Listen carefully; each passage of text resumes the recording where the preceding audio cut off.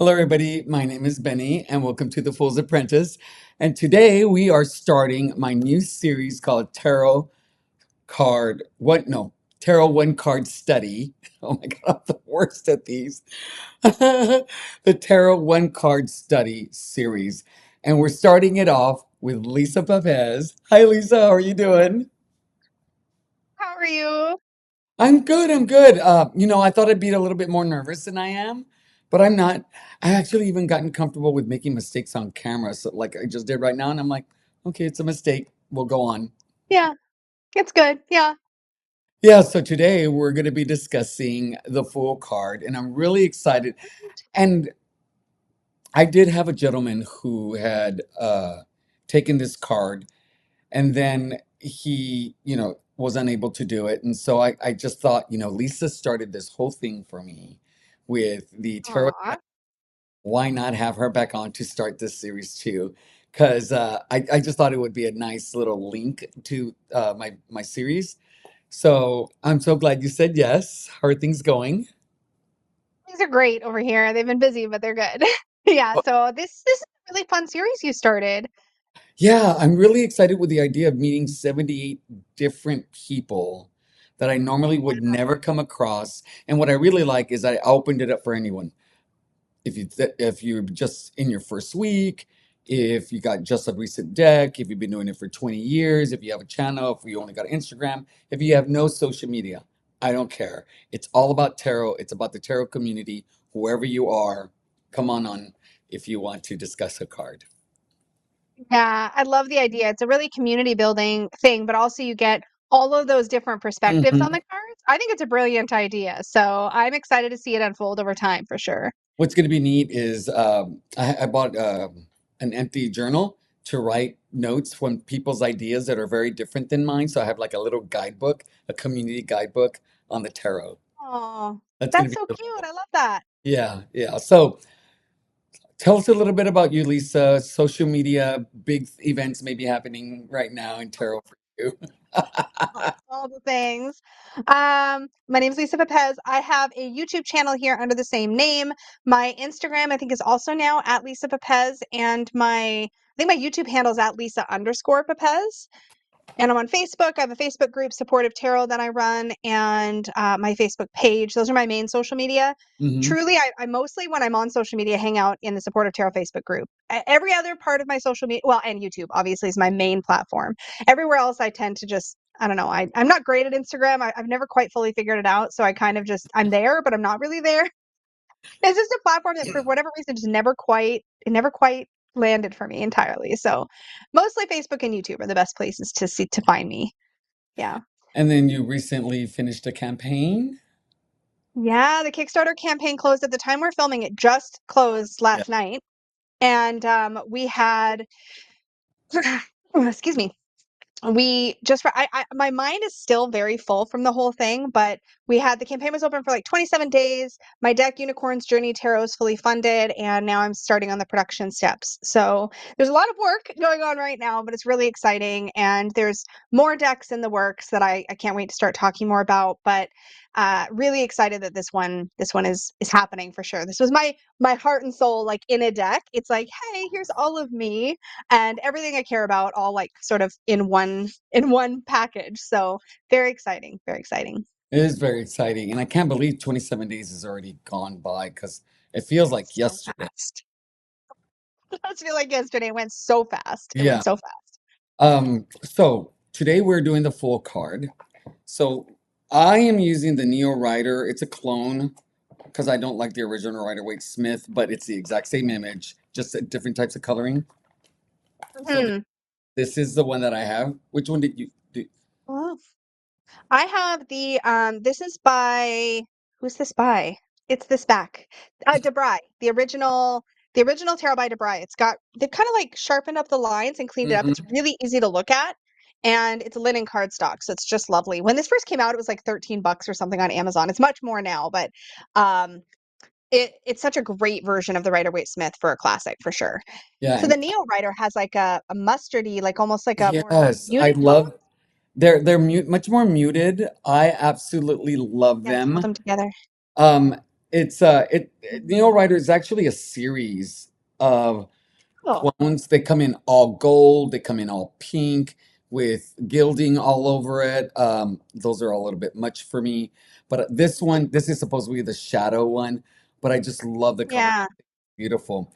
So the full card for you, and actually you have a really great series called Tarot Memoirs, which I just recently saw. yeah, And I love one of the things that you do with each card is you give a life example of how the card manifested it in your life, which I thought was cool. yeah. But when it comes to the full card, what is it for you? Oh gosh, there's so much here for me. I like to think of the Fool outside of, like, in a way they're outside. They feel they're outside of the major arcana journey for me. So it's, to me, they're kind of both the beginning and the end, that zero card Fool. Hmm. And we see that actually in tarot. Like, we've seen some decks will put it outside completely of the major arcana, or they'll put it at the end. And there's one deck, in fact, I have that has two Fools, one for the beginning and one for the end, which I think is very interesting. But for me, the Fool is like that open-hearted uh, faith in the universe and willingness to explore the unknown, or to go your own way despite conditioning, despite pressure from society, despite fears, or it's a very in the moment sort of present way of living or way of being, and choosing how to act based on what feels right in the moment, kind of that going with the flow sort of energy for sure. I love the purity of it. I love the openness of it and the expansiveness of it. Even the perspective in the original Rider-Waite Smith, it has him high up on a cliff, and he's closest, really, if you think about the way that the major arcana is visually represented, he's the closest to spirit. And like, if you think of the Kabbalistic tree of life and the way that he's closest to Keter at the very, very top, or creation, it's kind of interesting because we wouldn't normally think of a character named the Fool as being the closest to spirit, or being the most, in a way, almost enlightened. And yet I feel like he is, or they are. And I love that aspect of this card for sure. Yeah, and see, this is where your decades of experience and your expertise and the major kind of shows up because you can associate it with all these other things. I'm not in that area of my journey, so Yeah, I'm still in that learning process. I'll actually hit 2 years in August of actually it's working with amazing. deck. I feel a lot more comfortable than I used to, but the full card really for me is I love that you talked about really living in the moment. I think that is very, very true with the Fool for me. It's like being very inspired by what's happening right here, right now, and really listening to your inner voice and making decisions Mhm. in which way you're going to move forward. And then just having that childlike faith in what Yeah. you do. It's like I have my nephew. He's been here this weekend, and just watching him, I just see the full cart all the time and everything that he's doing. Like he'll climb on a chair and I'm like, oh my God, that chair's too high. And I'm petrified running across the room. And he's like, no, I can do this. I got it. And he gets on. Yeah. And he's sitting there very proud of himself. So it has that energy. Yeah. In me. One of the things that, two words that I think really impacted me in seeing the full card was doing your tarot on training rules with the word risk, and then Yeah. also the word courage, because Yeah. I think those kind of go hand in hand with the fool. And so that enthusiasm comes sometimes Yeah. together. So, Yep.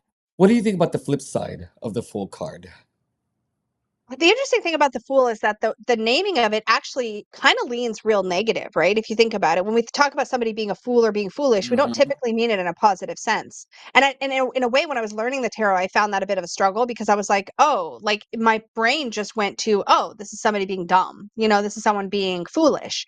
And it's interesting because when we look at the sort of reversed or more negative interpretation of the Fool, or the shadowy side of the Fool, we're looking at things like not really forward planning, like taking risks, maybe too many risks, putting yourself in danger, putting yourself in harm's way because of naivete, or just a blithe unwillingness to see what is really around you, like a sort of Hmm. like, I'd rather just like do my thing and not worry about the consequences. And so there's a certain element of that negative side of the idea of risk that comes into it.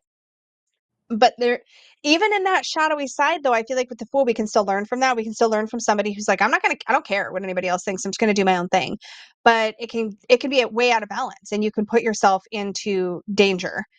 It's one of the things that made it hard actually to pick a favorite, which I know we're not there yet, but like it was hard because I'm like, I want to see something that shows me both of those. So the Rider-Waite-Smith does show both.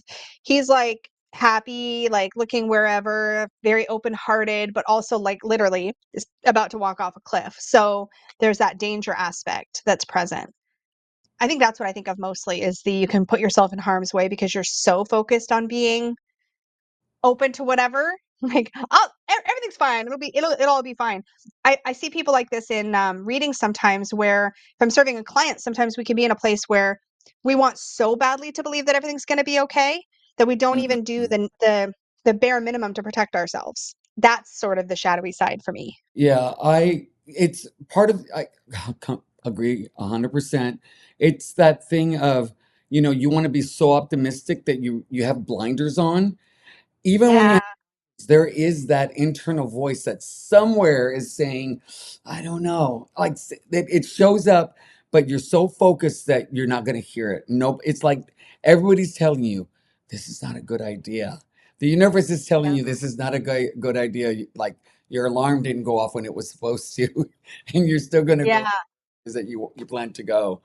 um, Yeah.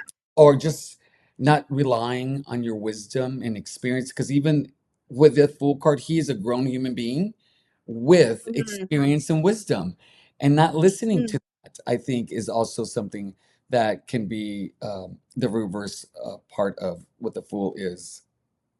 Absolutely. Absolutely. What do you think of the little dog? What's your take on him?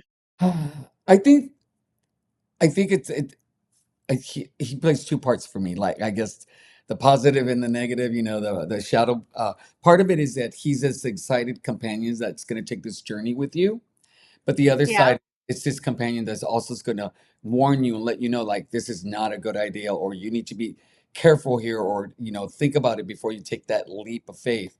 I think Yeah. here he's barking and yelling. He looks excited. Um, Yeah.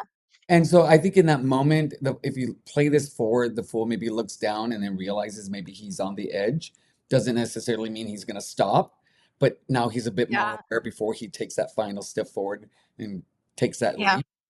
What do you think? Yeah. I feel very similarly. I feel like the dog is there, the guide is there to be like, hey, like here's some advice or here's something you maybe aren't seeing in the situation. And so sometimes when I'm reading with this card, I'll think, okay, who's the dog in the scenario? Who's trying to catch attention? Who's trying to provide a Mm, warning or a little burst of wisdom? What voice is in my surroundings that has something helpful to offer that I'm not paying attention to, that I'm not tuned into? Because this is something I relate to, I guess, in the sense that I can get very tunnel vision, which is kind of like that blinder situation. It's like I'm so fixated on where I'm headed or what I think I'm going to be doing that I can miss those cues. So it's sometimes helpful to ask who or what is the dog in the scenario? Like who is around me to be like, here's something you don't know, good or bad. Here's something you don't know about what's happening or what's about to happen.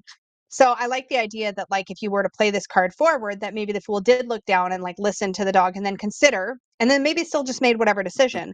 I like that perspective a lot. Yeah. I will tell you, it never dawned on me. This is why I'm excited to do this series because it Right. never dawned on me to think about the dog as who in my environment, in my real life, Yeah. is the white dog. I think that's Yeah. awesome. I mean, I now I will have that in my mind. It will be in my toolbox. That's going to go in my little Yeah. journal. Yeah, I Yeah. never even thought about that. What do you think about Yeah. the knapsack? So the way I see that is that the fool is intentionally, I think intentionally, I've always imagined it intentionally, choosing to travel light. So light, only what he needs for right now, only what is needed for this journey. So to me, that means also moving with a lack of, you're not bringing a bunch of baggage with you. There's Hmm. other cards that actually specifically highlight baggage to me. And this is one where it's the opposite. It's a conscious choice. You know what? I don't need to bring anything but the bare minimum to get me through. So like in my mind, he has like a sandwich or something, like super simple. There's nothing there. There's no reliance on stuff or tools or having to have all of these past experiences coloring the present. It to me is another thing that anchors me into the idea that the Fool is about being in the present moment. He's not worried about the past. He's not worrying about the future. He's like right there going, we're just going to go moment to moment, step by step, and take each moment as it comes. I feel like if he was carrying like a big heavy backpack or something, that would give a totally different vibe. It'd be like, oh, he's prepared. He's brought all these things with him. Instead, it's like, no, man, he's carrying like as little as humanly possible. Just enough. Just enough. So to me, that's very, very telling. What about you? Similar. I do feel like being in the military, thinking about if I'm going to have to cross this place, what do I need to survive? Like, Yeah. maybe a knife, some string, maybe things that will filter water. I'm thinking survival mode, that kind of.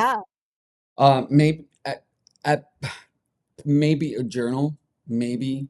uh, Hmm. Maybe medication, stuff like that. But with you, I agree with you.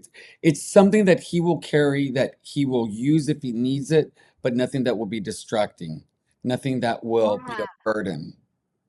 Yep. Yeah. I love that. I love that.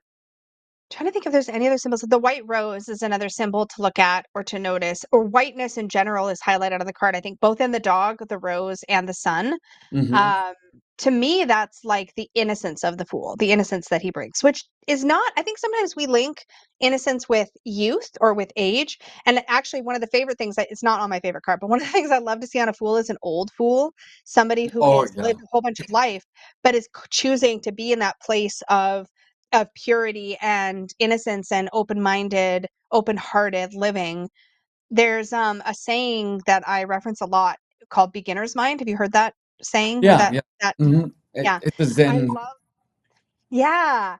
Like coming at things as if you were a beginner, whether or not you are, is such a powerful way to be. And I love pulling that in also when I read with the Fool.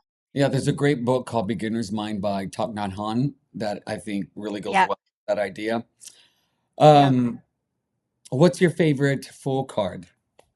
Oh, I had such a hard time with this because at Yeah, well, first you have several hundred decks, so I figured. yeah. When I was first thinking, the first one that came to mind, which I didn't end up grabbing, and I'll explain why, but the first one that came to mind was the Lightseers Tarot, because I Mm. love, if you can picture that card, it's somebody doing a trust fall back into the universe.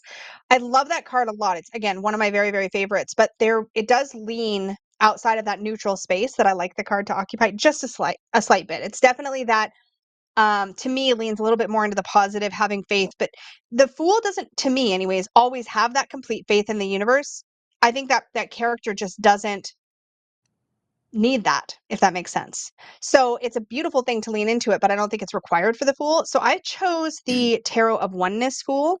Oh, It's a very similar vibe, right? It's very similar to the Light Seers whose trust falling backward, only this Fool is stepping forward and it's in a first person perspective. So you see the Fool on the edge of the cliff, and you don't know, is the Fool, if you're the Fool in this scenario, are you looking down or are you looking forward and just not seeing the risk? So you have that neutral perspective on the card, but also just this idea of going into like an energetic portal, or like maybe you're about to trust fall and just leap into the universe because you have total faith, or maybe you're just distracted and maybe you're just not paying attention. Maybe you're taking a risk. Maybe it's intentional or maybe it's accidental. Because I think sometimes with the Fool, we're not always. Sometimes we need a nudge. What is that thing that happens when I've heard this. I haven't done this, but I've heard that if you go skydiving, they'll count you down like three, two, oh, one, or whatever. But then they'll go before the three or whatever.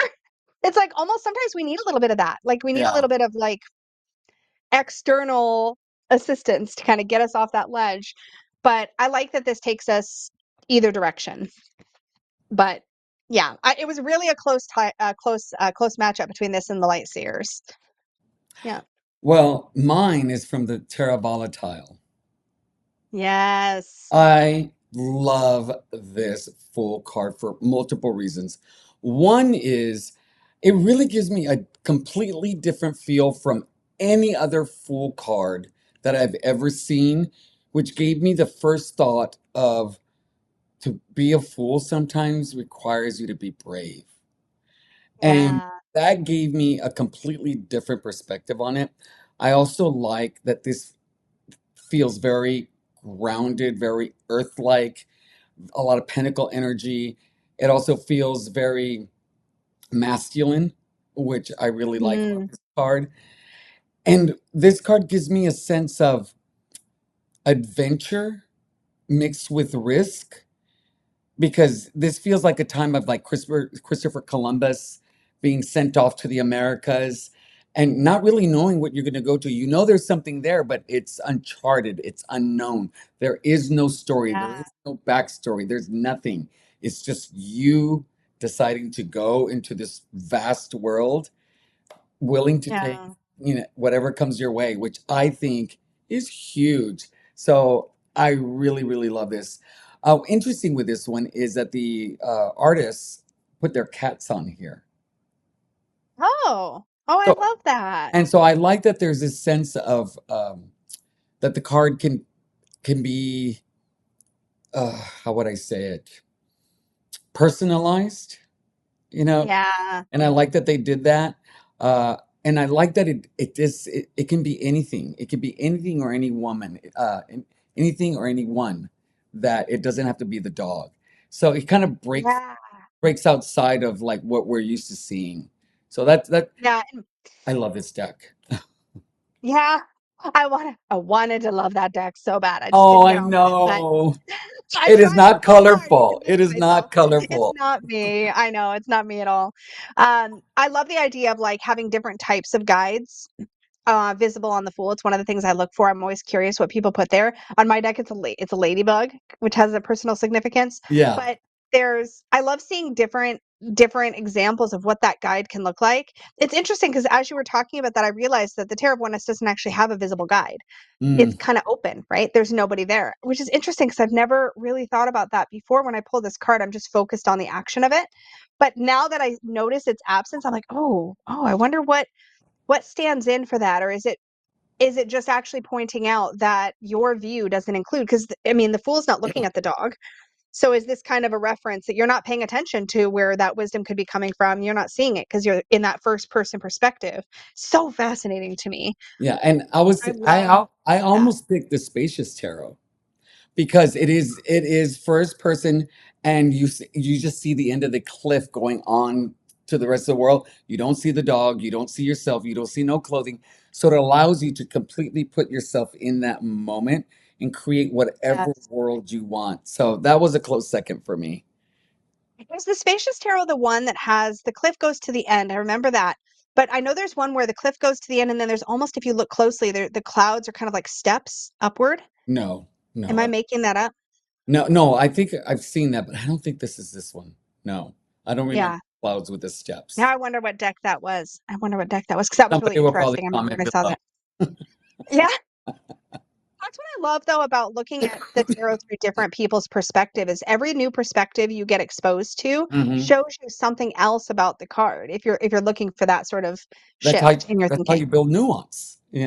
Yep, Oh, and absolutely. one of the things that I like about the Fool card is that for me, the Fool card goes through the whole major arcana. Like I could put this before the magician, after the Yep. magician, which is right before the high priestess, so forth and so on. And he plays a part. He can play a part in every single card, or in the middle of both cards, which I think is really fascinating because of the number zero, that full Yep. potential or that unbounded potential.